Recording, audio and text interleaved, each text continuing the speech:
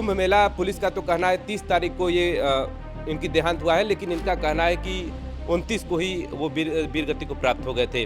क्या कुछ हुआ था, क्या कुछ मामला आपको पता है? जब ये वहाँ पहुँचता है तो पहले तो उनको खोज नहीं पाता है कि वो कहाँ है, क्योंकि उनका फ़ोन उठता नहीं है। महाकुंभ पुलिस ने ये लिखा कि भ्रामक खबर जो सोशल मीडिया पे चली है। भ्रामक खबर जो सोशल मीडिया पे चली है, तो इन्होंने भी तो भ्रामक खबर सोशल मीडिया पे चला दिया कि मतलब आपको इसके बारे में क्या जानकारी कि उनकी ड्यूटी किसके इर्द-गिर्द थी? क्या भगदड़ वाले स्थान पर थी या फिर खाली स्थान पर थी? उनके परिवार में और कौन-कौन सदस्य हैं? आप तो उनके भतीजे हैं, उनके बेटे और कौन? प्रदेश अध्यक्ष जी आए थे कांग्रेस के अजय राय जी, क्या बातचीत हुआ? एसपी महोदय भी आपके यहाँ पहुंचे थे, गाजीपुर एसपी, उनका क्या कहना? प्रशासन कुछ तो छिपा रही है। सच तो सामने प्रशासन को लाना ही होगा।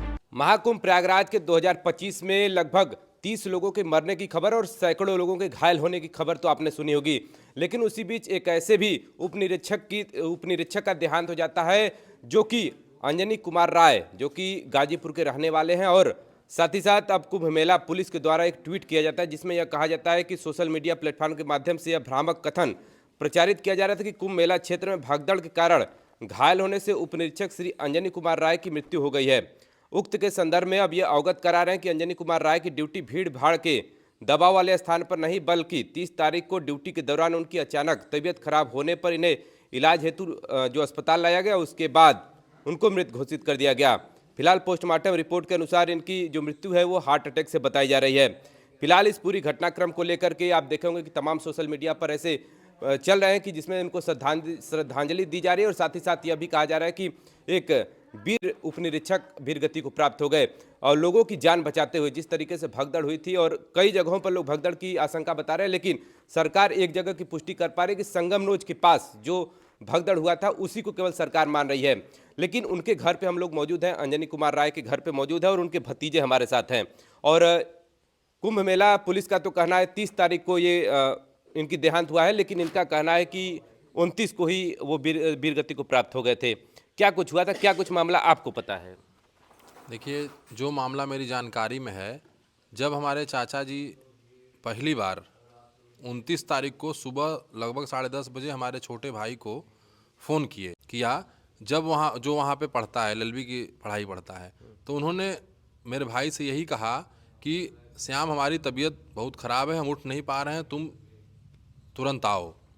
तो ये जब सुना तो हमको फ़ोन किया, तो हम बनारस थे, तो हमसे बोला, तो हम बोले तुम वहाँ से निकलो, मैं यहाँ से निकलता हूँ आने के लिए। तो ये वहाँ जब पहुँचता है, वहाँ पे अस्थाई थाना झूसी महाकुंभ में बना हुआ है सेक्टर 19 में। जब ये वहाँ पहुँचता है तो पहले तो उनको खोज नहीं पाता है कि वो कहाँ हैं, क्योंकि उनका फ़ोन उठता नहीं है बातचीत होने के बाद। तो एक होमगार्ड इनको मिलते हैं, वो ले जाता है जहाँ पे ये पीछे की बैरक में सोए रहते हैं। तो एक नॉर्मल जैसे व्यक्ति सोता है चारपाई पे, कंबल ओढ़ करके सोए थे। तो इसको लगा कि वो सोए ही हैं, तो ये गया, उनको उठाया, हिलाया डुलाया, लेकिन कोई मूवमेंट इनके शरीर में नहीं आया। जब कोई मूवमेंट शरीर में इनके नहीं हुआ तो इनके ऊपर पानी फेंका, फिर उसके बाद कुछ भी मूवमेंट नहीं आया, दौड़ करके आया, तो जो थाने में सिपाही दरोगा थे उनको ये बस सब बात बताई। तब इसको पता चला, लगभग 12 साढ़े 12 बजे ये पता चला कि वो मर चुके हैं। जी।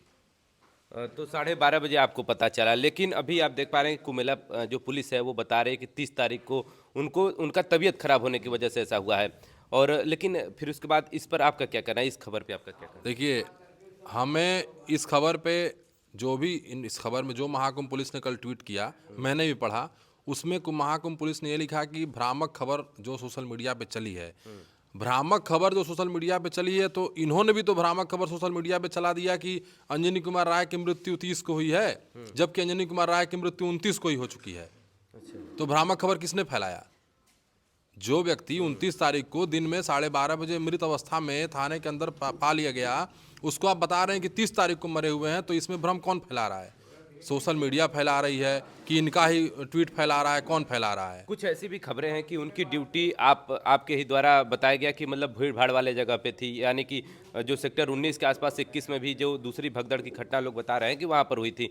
तो मतलब आपको इसके बारे में क्या जानकारी कि उनकी ड्यूटी किसके इर्द गिर्द थी? क्या भगदड़ वाले स्थान पर थी या फिर खाली स्थान पर थी, जैसा इनका कहना है? देखिए, जो भी ड्यूटी इनकी लगी थी, जब ये मृत अवस्था में वहाँ पाए गए, जब हम लोग वहाँ पे गए देखने के लिए, जब वहाँ हमने उनका ड्यूटी चार्ट देखा, तो उसमें ड्यूटी चार्ट में हमने ये चीज़ देखा कि उसमें स्पष्ट लिखा है मौरी मार्ग से संगम लोअर मार्ग झूसी ड्यूटी पॉइंट, ये बिल्कुल लिखा हुआ था, यही शब्द था। तो जो न्यूज़ चैनलों के माध्यम से हमने देखा है कि जो दूसरी भगदड़ हुई है वो संगम लोअर मार्ग पे हुई हो, तो मैं इसको ऐसे कैसे न मान लूँ कि उनकी ड्यूटी उस पॉइंट पर थी जहाँ पे भगदड़ हुई। जी। अभी तो उनके परिवार में और कौन कौन सदस्य हैं? आप तो उनके भतीजे हैं, उनके बेटे, और कौन है उनके परिवार में? देखिए, उनके परिवार में उनकी पत्नी है, उनकी 3 बेटियां हैं और 1 बेटा है। तीनों बेटियां बेटे से बड़ी हैं, जो सभी ग्रेजुएशन में हैं, और बेटा 7th में है। अच्छा, अभी इसके पहले ड्यूटी इनकी कहाँ थी? अभी तो महाकुंभ मेले में चल रही थी, इसके पहले ड्यूटी कहाँ कर रहे इसके पहले ये जिला बहराइच में कार्यरत थे। थे? अच्छा, अभी प्रदेश अध्यक्ष जी आए थे कांग्रेस के, अजय राय जी, क्या बातचीत हुआ आपसे? देखिए, अजय राय जी राजनीतिक कार्यक्रम के चलते नहीं आए थे, वो परिवार के सदस्य हैं हम लोगों के। वो हमको हिम्मत देने आए थे, और उन्होंने मुझे आज भी फ़ोन किया था। हम लोगों के घर में आज एक और घटना घट गई है। इन्हीं सब के चलते हमारी बड़ी चाची जी हैं जो हैं, सुबह अचानक से उनकी भी तबीयत बिगड़ी और वो 5 मिनट के अंदर ही डेथ कर गई। लगभग 8 साढ़े 8 बजे घटना है। तो अजय राय जी को इस बात की भी जानकारी हुई, तो उन्होंने मुझको फ़ोन करके हिम्मत दिया।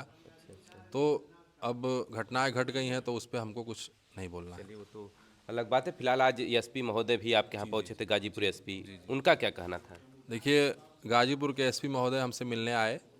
हमसे उन्होंने ज़्यादा बात नहीं किया। हमसे उन्होंने यही बात कही कि जो भी कागज़ की कार्रवाई होगी सब हमारे स्तर से होगी। जिस प्रकार की भी आपको मदद की आवश्यकता होगी, हम आपको मदद करने के लिए तैयार हैं।